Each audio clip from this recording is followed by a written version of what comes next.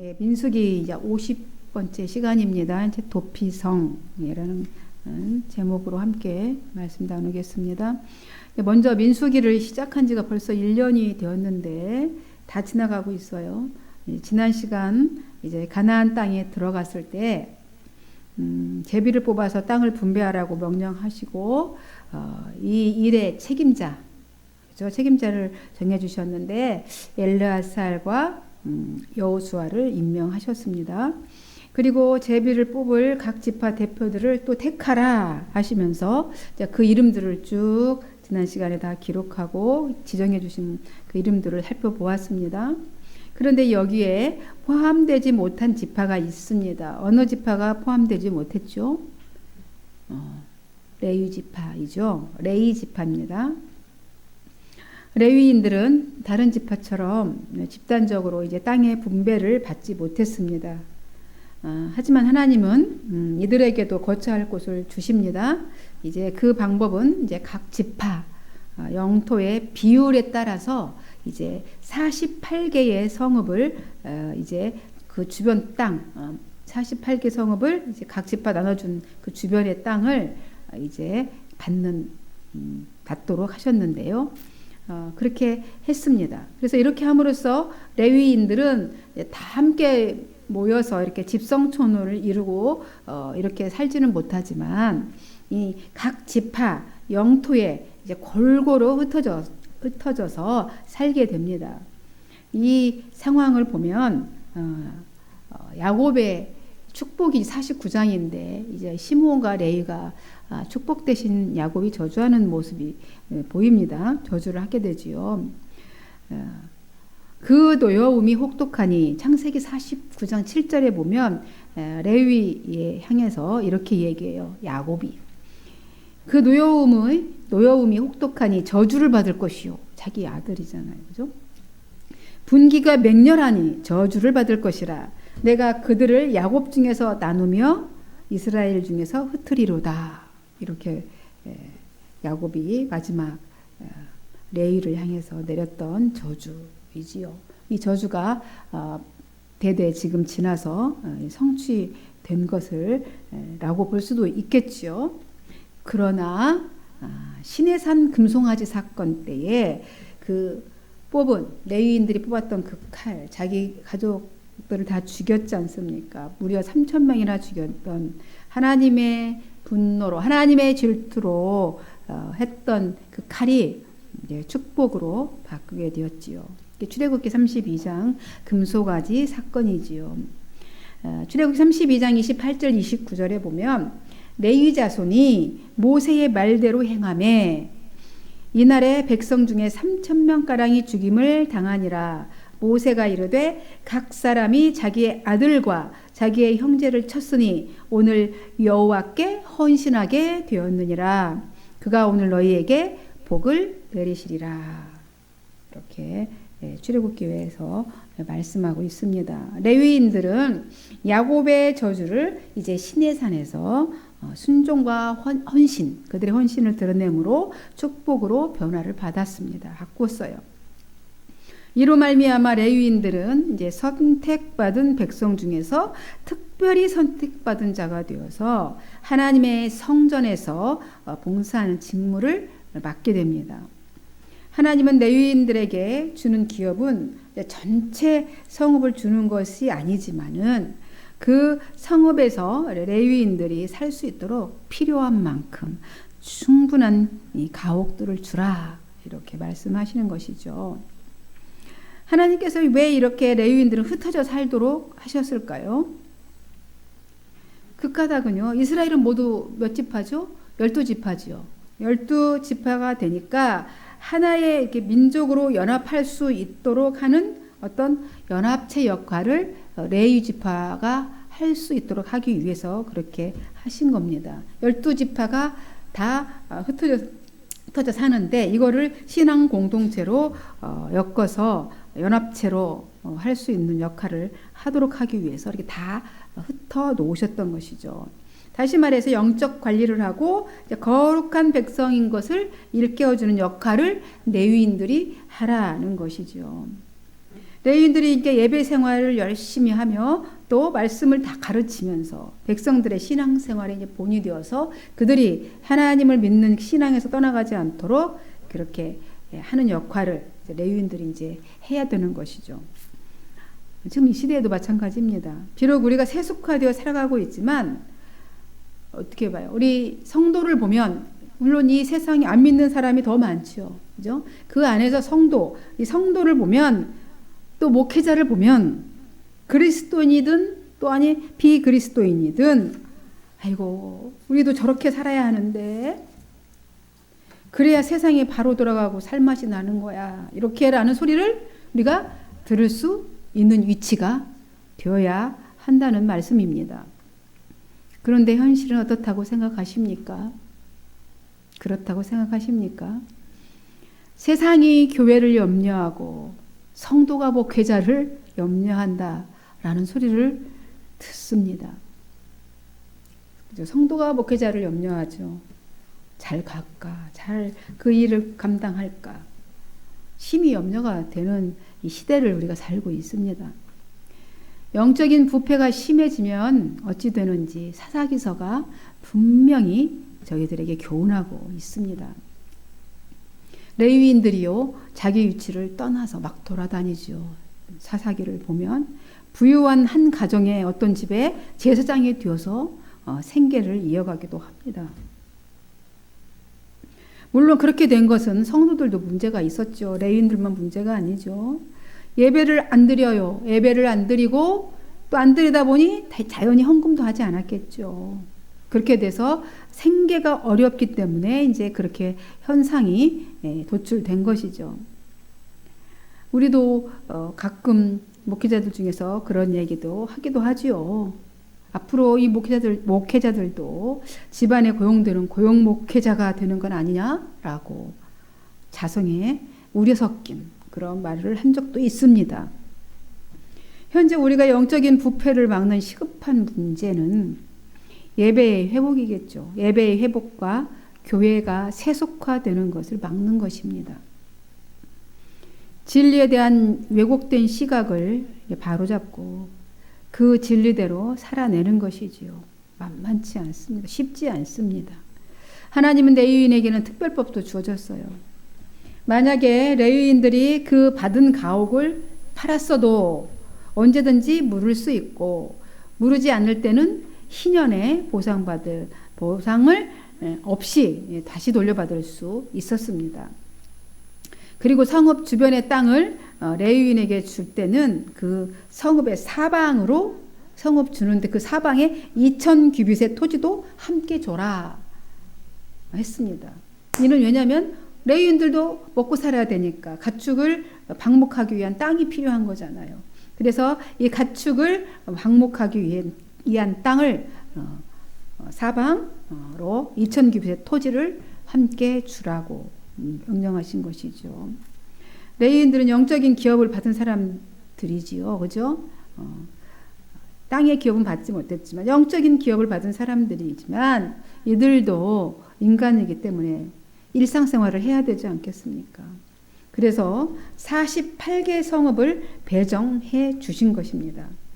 그러니까 각 지파에 4개 성읍, 각 지파에 그죠? 48개가 12지파니까 각 지파마다 4개 성읍을 배정해 주셨어요. 그러니까 많이 받은 자는 많이 떼어주고 또 적게 받은 자는 적게 떼어주도록 그렇게 하신 것입니다. 많이 준 것 같지만 사실은 레위인에게 48개 성읍을 줬다. 이러니까 많이 준 것 같지만 전체 지파의 0.1%밖에 안 준 겁니다. 적게 준 겁니다. 레위인의 분깃은 하나님이신 것이죠.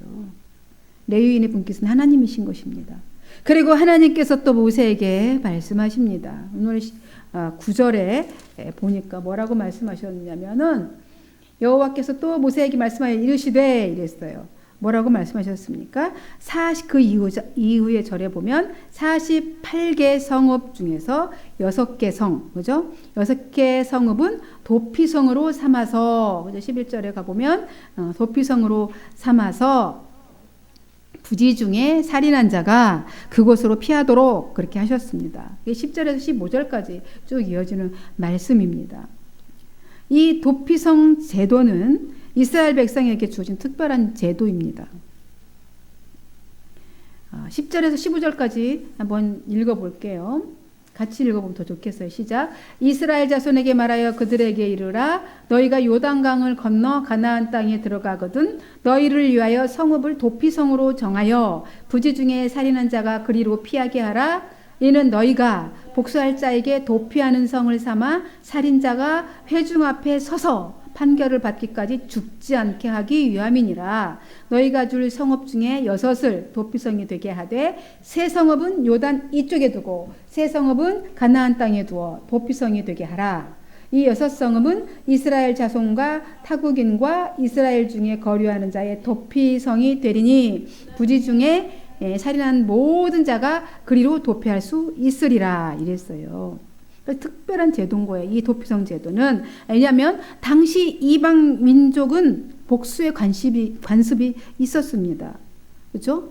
눈은 눈으로, 이는 이로 갚으라는 이 법이 있었어요. 다른 이방 민족은 복수의 관습이 있었습니다. 그런데 자칫 잘못하면 무분별한 살인이나 무조건적 복수가 계속될 수 있기 때문에 이 제도를 허락하신 거예요. 왜냐하면 그 부지 중에 이제 그거 살인한 자를 그 자리에서 복수해서 죽여버렸는데 나중에 보면 진실이 그게 아니야. 뭐 어떡할 거예요? 죽은 자를 다시 살려낼 수도 없는 건데. 그래서 이런 무분별한 살인이나 무조건적 복수가 계속될 계속 무한 반복인 거예요. 복수 눈에는 눈 하면 눈에 쳐서 죽였어. 너 눈을 빼서 죽였어. 이렇게 눈을. 그러면 또 그 한 뺀 사람 또 이 무한 복수 계속 이어지는 거죠. 이 보복법이. 그래서 하나님이 특별하게 이 도피성 제도를 두신 것입니다. 이 사람을 죽이려는 의도가 없이 실수로 이제 사람을 죽였을 경우 이제 판결 받기 전에 이제 이 보복법이 있어서 막 때려 죽일 수가 있잖아요. 죽였으니까 가까운 사람이. 근데 자기가 죽을 의도가 없었어. 어떻게 이렇게 망치 탁 들었는데 뒤에 사람이 있는지 모르고 이렇게 탁 쳤는데 머리 탁 맞아서 죽었어. 그러면 뭐 어떻게 자기가 죽이려는 의도가 없었잖아. 그랬을 경우에 그 사람의 생명을 지켜주기 위해서 이제 재판이 정말 실수로 그런 이런 거 저런 거 이제 심리를 해야 될 거 아니에요. 판결을.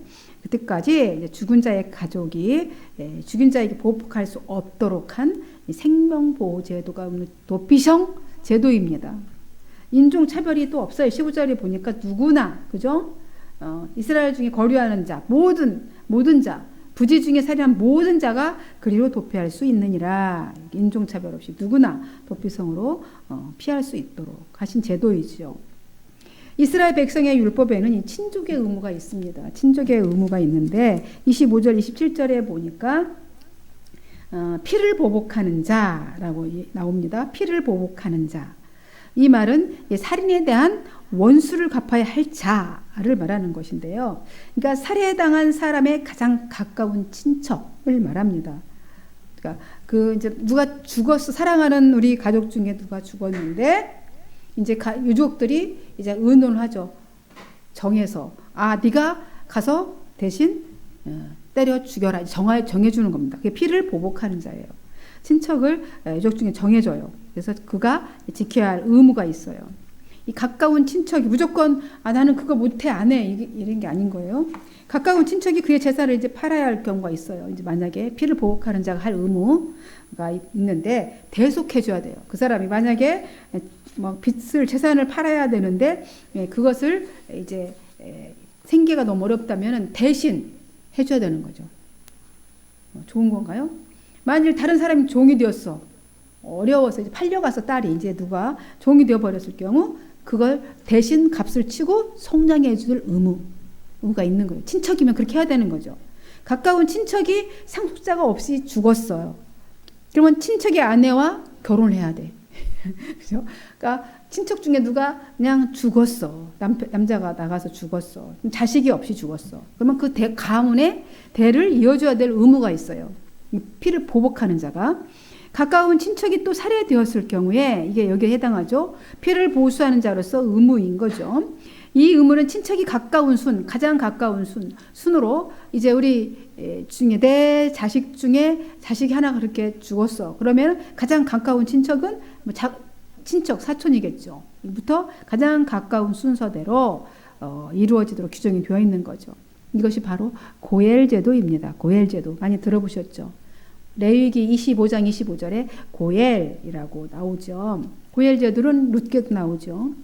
그 보아스하고 고엘 제도를 얘기합니다. 만일 내 형제가 가난하여 그의 기업 중에서 얼마를 팔았으면 그에게 가까운 기업물을 자가 와서 그의 형제가 판 것을 물을 것이요. 대신 물으라는 거죠. 이 고엘은 이건 알아둬야 됩니다. 고엘은 보복하는 자, 곧 기업 물을 자를 말하고 또는 구속자를 뜻하는 것이죠. 고엘. 하나님이 바로 고엘이십니다. 하나님이 고엘이세요. 왜냐하면 우리를 죄에서 속량하시려고 구속하시고 구원자가 되어주셨기 때문에 고엘이십니다. 이 고엘의 역할은 이 정의를 실천하고 악한 자를 어떻게 해요? 약한 자를 돕고 보호해주고 또 그들이 품은 그 억울함, 원한을 풀어주는 것이죠. 그래서 사도 바울도 로마서 12장 19절에서 이렇게 말해요.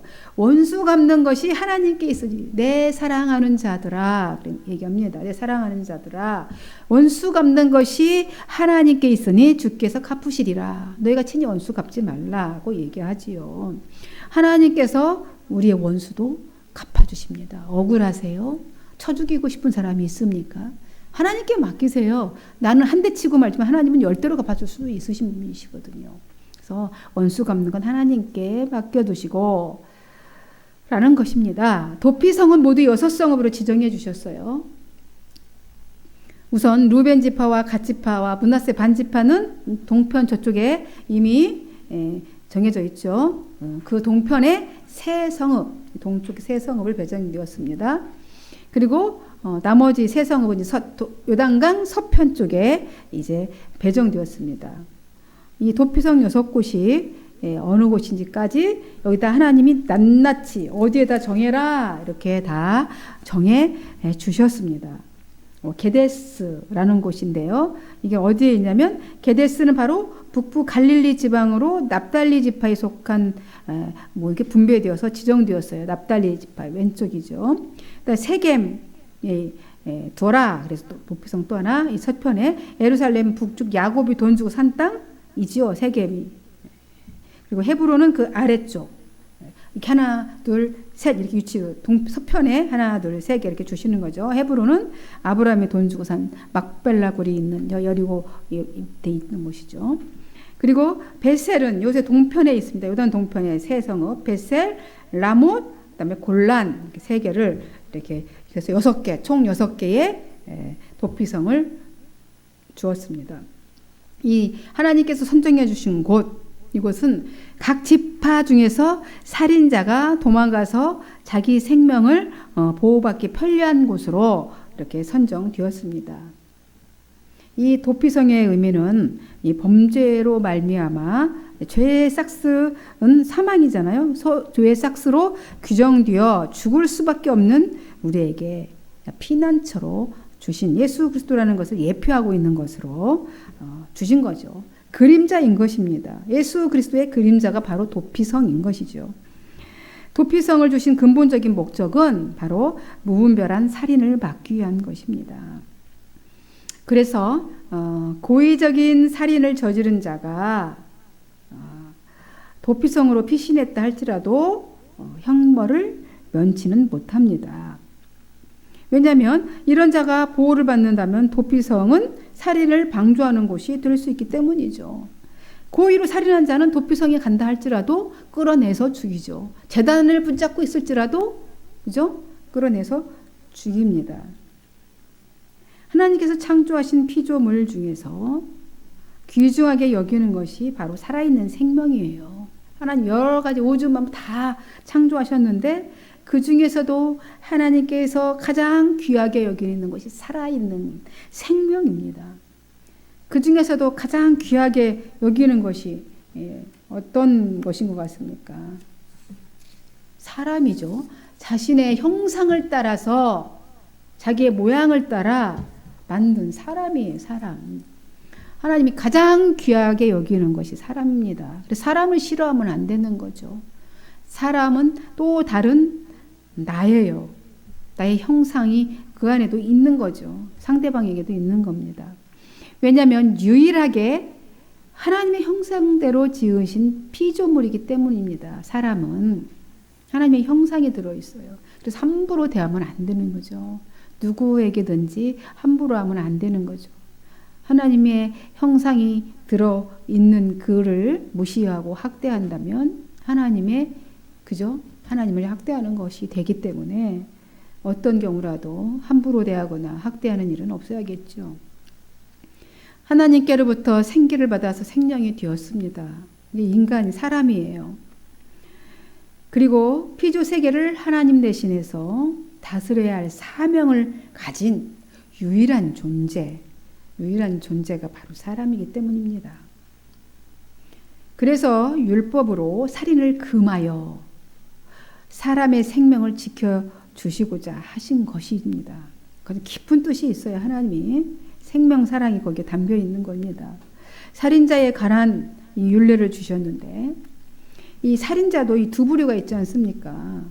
첫째는 고의로 살인을 목적으로 죽이고 싶어서 고의적인 살인자가 있는데 이 살인자는 살인을 계획한 자가 흉기로 살인한 자를 말하는데 이런 자는 보복자에게 그 생명을 내줘서 생명으로 갚도록 법으로 정해 주셨습니다.